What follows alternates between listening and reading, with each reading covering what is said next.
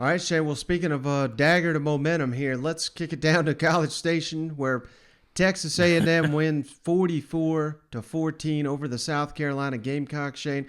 And we simply have two teams just trending in the opposite directions right now. I mean, Yeah. Texas A&M looks like one of the hottest teams in the country, obviously the SEC, whereas South Carolina, arguably, I mean, I'm sitting here saying they're worse than Vanderbilt. I think they're basically dead even with Vanderbilt. Uh, Man, you hate to see it for South Carolina because they had so much momentum coming into the season, but this is where basically your program's at. I think the frustration with South Carolina fans, Shane, is just it seems like the team's getting worse, and you're Yeah. not seeing maybe adjustments. You're not seeing. I think the players are trying hard, but they're just when you go up against a Georgia and A&M, you're just so overmatched, and the coaches are not scheming anything up to potentially give you an advantage like we are seeing with the Tennessee and Alabama. I mean, it's the same damn thing there, Tennessee, Alabama, yet Tennessee coaches are finding a way to at least make it competitive where, like I said, we're going in the wrong direction here with South Carolina, whereas Texas A&M, I mean, hell, before the offense even touches the ball, it's 7-0 because Anaya Smith has a punt return touchdown. That got the crowd into it, and that just felt so deflating. And it goes back to kind of like what we were saying to LSU. As soon as South Carolina got hit with a little adversity, it was just like, oh, God, we're not going to win this one. We got no shot. You know what I mean? Folds up. Yeah. Almost like you grabbed your ball and went home, Right. And, man, it's tough to see. I don't know if you saw the stats, Shane, but South Carolina had 11 yards at halftime. And that was apparently the fewest since 2008 that an SEC team had in a half of football. I believe by the end of the third, they had 5 yards of total offense. I mean, it's just, I don't want to say Chad Morris-esque, but I mean, we're close to that. But again, I think, I'm seeing a lot of people, Shane, they want the offensive coordinator fired. They want the offensive line coach fired. And they want them fired not at the end of the season, Shane. They want them fired today. Now. But Yeah. here's where I disagree with that, Shane. And let me know what you think. I think it's a completely different story if it's someone maybe like at Florida, Todd Grantham. Everybody is fed up with the defensive coordinator. He's had several years there. He knows all the players. The system should be implemented. And if you do got to fire a veteran assistant, there's got to be someone there that can step up and knows the defense and knows the players. Where at South Carolina, we're still in year one. And if you're firing position coaches and coordinators 8 games into the season, do you really have a qualified individual ready to step up? I mean, I think you got to let the season play out because, maybe you can make the argument it can't get much worse, but I think you're not giving it a fair chance if you're pulling the plug on critical positions like that 8 games into the season. Now, I'm not saying that we got to guarantee that they're here for year 2, but I think you've got to give them the regular season. What do you think about that? Yeah, definitely, man. I mean, because again, South Carolina. I get remember, it. Yeah. we've had to play 3 quarterbacks. Our star running back had back surgery like 2 weeks before the season started. We've got no receivers that are emerging. They've got, I think, the best 1 or 2 receiver coaches in the entire SEC and Justin Stepp. Yet we're not throwing him out because the receivers aren't good. It's a talent issue is what it really is, Yeah, no, it is. But you got to remember, too, some of these guys that are coaching right now for South Carolina were not Beamer's first pick, Right. So I don't think there's a long line of folks ready to come in there and help them out. So I think right now you play this thing out. You're sitting there. I mean, you got 4 wins. I know that's not what you want. You'd love to get 2 more. It's going to be tough to do in these next 4 games, but it is possible. You still could make a bowl. There is silver lining, and that's one thing. I want to walk some of these Gamecock fans off the edge because it's not all bad, It's not. It's just for 2 years. I mean, you could argue last year. It's just the injuries. It's just worked against you, man, and the timing couldn't be worse. Going into the season without a quarterback right there at the tail end. I mean, it's not like – Luke ate up all that practice time only to get banged up right there at the beginning of the season. I mean, that put them behind the 8 ball. You got 2 running backs that we thought were going to be I thought they were going to be stars, man, but clearly they have problems up front blocking.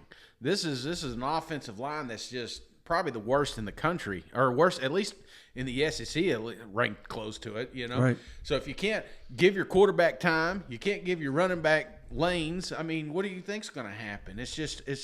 I'm not saying the coordinator hasn't tried. I mean, I've seen some pretty creative plays come out of South Carolina, but the timing is off. Mm-hmm. You know, we look at the Tennessee game. We look at hell this week, man. It felt like there was no adjustments, and so I don't want to. I hate to say it, Mike. I feel bad for him because there's a lot of guys that were sitting back and they're pointing at all these hires that were going on in the SEC and thinking that Beamer was the guy, you know, that they got the home run. And then you go through season 1 and it's like, shit, did we pick the wrong one? I've been there, Mike. Mm-hmm. I've had a head coach and I've been like, golly, because a head coach can set you back 4 years. But I don't think that's the case here, Mike. I just think the way the thing lined up coming into this season, the way the injuries have plagued them during this season, there's still light at the end of the tunnel, Mike. Let me ask you real quick. You got Florida right now that is spiraling, okay? You've got Missouri that is beatable. You've got Auburn that they're hit or miss. I mean, they're like bipolar. You don't know what you're going to get with Auburn sometimes. Right. And then you got Clemson, which got beat by Pitt, so they're not a juggernaut anymore. Mm-hmm. So can they get 2 more victories here? Can they make a bowl? And if they make a bowl, do you consider that a victory for Beamer and staff? Absolutely. And that's kind of my thing about why you don't just sit around and fire everybody after 8 games. I mean, we're going to have 2 weeks now to prepare. You hit that reset button. 2 weeks to prepare for the Florida Gators team that just lost to LSU. They're going to face Georgia this week. I mean, you gotta. We'll get to the lines here in a minute, but obviously Georgia a big favorite, and then if somehow you find a way to beat the Florida Gators, you know, I don't think that would be a massive upset. Then you travel to Missouri. Right there's your opportunity to get to a bowl game. And again, I'm not saying you got the best offensive coordinator and offensive line coach in the country by any means, but how different does that look if?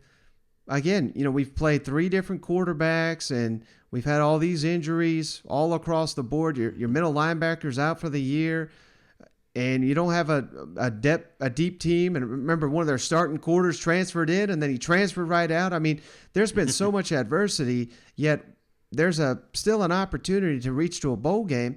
And hell, what if one of your 6 is beating Clemson? I mean, are you gonna sit here and say, I know things have been rough towards the middle of the year, but if going into this year, if I told you you're going to win 6 games and potentially beat Clemson, I think 100 out of 100 South Carolina fans would have signed the deal for that, don't you think?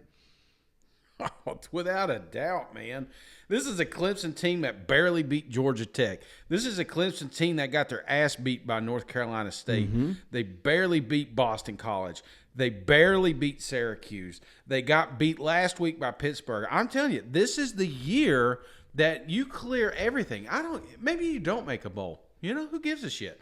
I'm telling you, at this point, if you're a South Carolina fan, if I told you lose every game except that very last one, it's worth it. Yeah. You know what I'm saying? It is freaking worth it. I would rather sit my studs for 3 weeks and prepare for that one game, because this is the year that you dethrone Dabo and become the I mean, yeah, later I can see them ripping the Clemson stickers off their trucks right now, Mike, because the bandwagon is on fire over there. And who better to put the nail in the coffin than South Carolina Gamecocks? So again, you got some light at the end of the tunnel. You've got some things you're working through right now.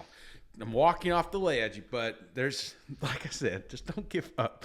Now, Texas A&M, I want to go back because I don't want to get too far into South Carolina, because we got to talk about Texas A&M right now, man. These boys are hot. Okay, What's their path? Is there a path for them getting to an SEC championship, Mike? Well, they're going to need Alabama to lose again. That's step number one. Oof. They got to have Alabama lose another game. But, yeah, and it's not going to be easy, Shane, because they've got Auburn at home. Again, who knows what you're getting with Auburn week to week. At Ole Miss, that's looking like an incredibly tough game. And they got Prairie View, and then they wrap up the season at LSU. So certainly you got to like A&M to be, I don't know if they're going to be favorites in all those games, but if you were to tell me right now they're going to beat all of them, I would believe you. You know what I mean? The way they're playing, particularly on defense, they look, outside of Georgia, they look like the best defense in the SEC.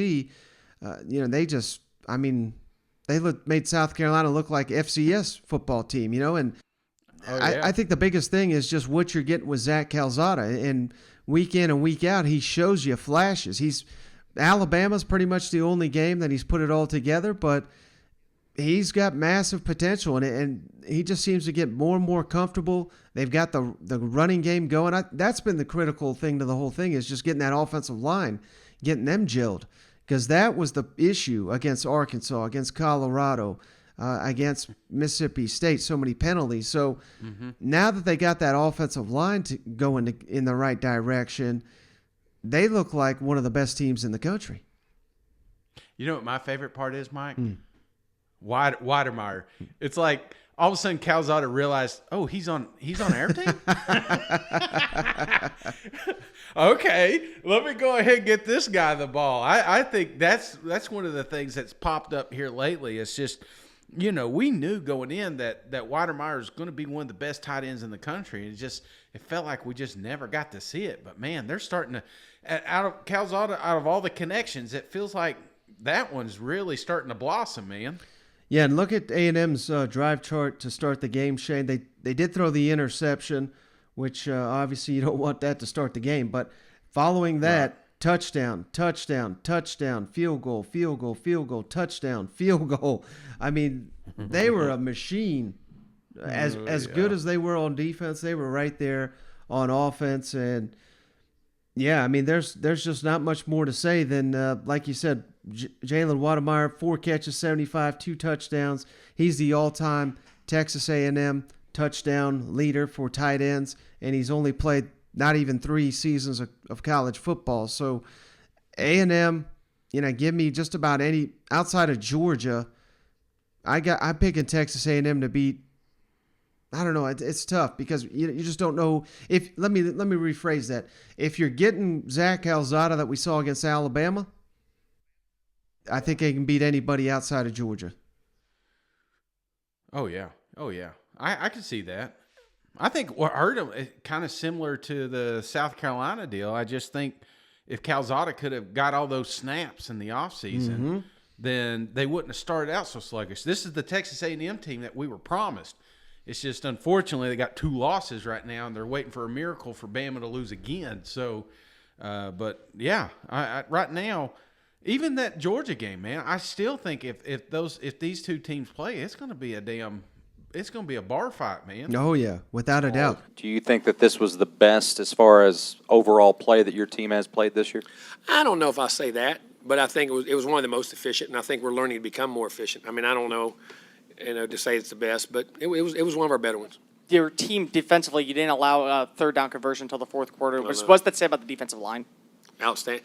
I'm going to tell you what it says. You won first and second. When you win first and second down and have those third and longs, I think we had 1 third and short we stopped them on. But most of them were more than 3rd and 6 or more. It was outstanding. Our defensive line was outstanding in the game.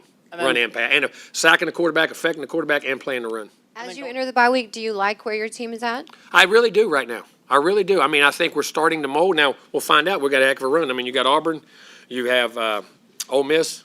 You've got Prairie View, and then you've got LSU. 2 of those 4 on the road, and you got a big stretch coming. But I like the development and our buy-in, but our ability to go back and refocus and get back to those details and do a lot of those things. And those young guys are starting to understand the level of commitment it takes to do that. And we're playing so many young players, and I like where we're at. Now we got to practice and get ready down that stretch. Shane, after the Tennessee game, you talked and said you thought Marcus's play calling and game planning was good. I'm curious, how would you evaluate the game plan and play calling tonight, and what does this offense have to do as a whole to kind of get back on track and start to build some momentum?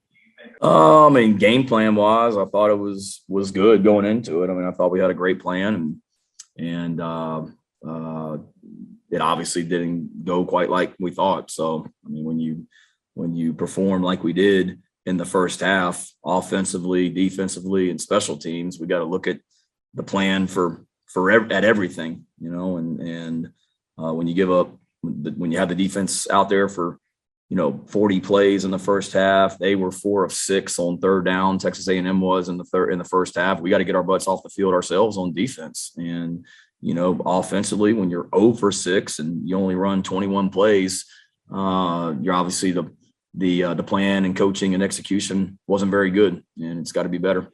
Shane, you touched on the offensive line, but as far as this, I mean, I think you guys had 15 yards through 3 quarters. As an offense, is it something that you're seeing? Is it starting up front tonight? Was it something that, were you guys not seeing routes develop, not getting a push up front? I mean, what do you kind of chalk it up to as far as, not being able to get things going tonight? And, I mean, is that a matter of going back and looking at the film? And I guess now 8 games into the season, how do you fix that from the last month? And I guess what does a bye week do for you guys on that front? There's a lot there, Ben. I mean, when you perform like we did tonight, you got to evaluate everything. And I'll get on this plane and turn on the iPad and watch every play till we land in Columbia and figure out a way to be better. But it's easy to point to the offensive line. We didn't play great. I don't think you didn't play great anywhere. Receiver, running back, quarterback, tight end, offensive line, coaching.